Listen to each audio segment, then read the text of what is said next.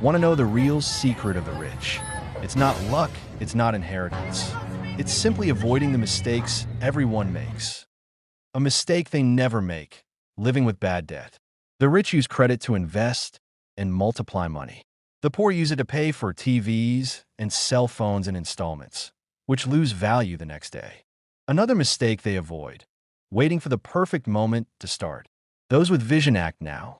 Those who wait miss the best opportunities and get left behind. And you know what else? The rich never spend everything they earn. They save, invest, and make their money work for them. Meanwhile, most people burn every penny and complain that there's never anything left over. Did you notice the pattern? It's not that the rich do everything right. It's that they avoid the fatal mistakes that trap most in the rat race. Like and subscribe to my channel.